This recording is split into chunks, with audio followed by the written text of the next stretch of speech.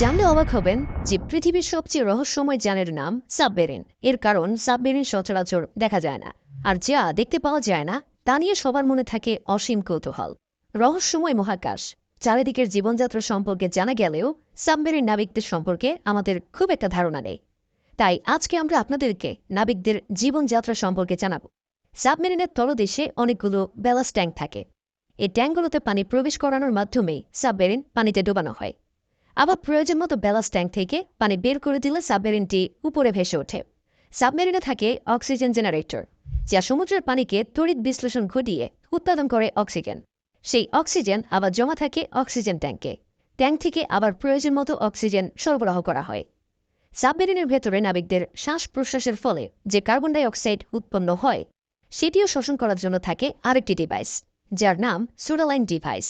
এছাড়া প্রত্যেকটি সাবমেরিনে থাকে ডিস্টিল ওয়াটার প্ল্যান্ট, যা থেকে প্রতিদিন 10,000 থেকে 40,000 গ্যালন পর্যন্ত বিশুদ্ধ পানি উৎপন্ন করা যায়। সাবমেরিন সাধারণত কয়েকটি কম্পার্টমেন্টে বিভক্ত হয়ে থাকে, যেমন control room, battery compartment room, ম্যাচওয়ার্ড রুম ইত্যাদি। জাহাজ, উড়োজাহাজ কিংবা মহাকাশযান সব কিছুরই কন্ট্রোল রুমের বাইরের দিকটা দেখতে পাওয়া যায়, কিন্তু সমুদ্রের তলদেশে জমাট বাঁধা অন্ধকারে কিছুই দেখা যায় না। এর কারণে শব্দ তরঙ্গ ছুড়ে সামনের দিকের পরিবেশ এবং এর ত্রিমাত্রিক ছবি তৈরি করা হয়, আর সেই ছবি ধরেই এগিয়ে চলে সাবমেরিন। এছাড়া যদি শত্রুর আক্রমণের আশঙ্কা থাকে, তাহলে পেরিস্কোপের সাহায্যে চারদিকে নজর রাখে ক্রুরা। বিভিন্ন দেশে সাবমেরিনের ক্রুরা তাদের দেশীয় তৈরি রেসিপি খেয়ে থাকেন। খাবার তৈরির জন্য সাবমেরিনে থাকে ছোট একটি কিচেন, যেখানে রান্না করা হয় ইলেকট্রিক ওভেনে। সাবমেরিনের সব নাবিকদেরকেই রান্না জানতে হয়। একটি মিশন কতদিনের হবে তার উপর নির্ভর করে খাবার লোড করা হয়।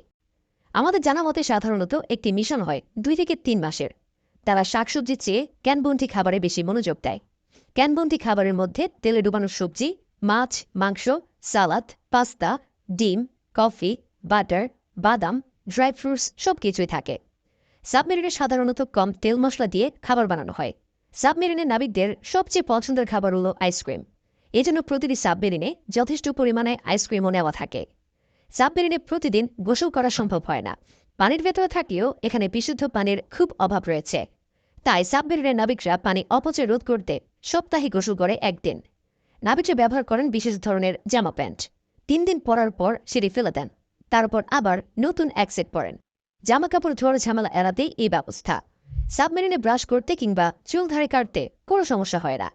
প্রতিদিন 3 ঘন্টা করে ডিউটি করলে 6 ঘন্টা ঘুমানো বাধ্যতামূলক। ক্রুদের শোয়ার জন্য থাকে ক্রু ম্যাচ।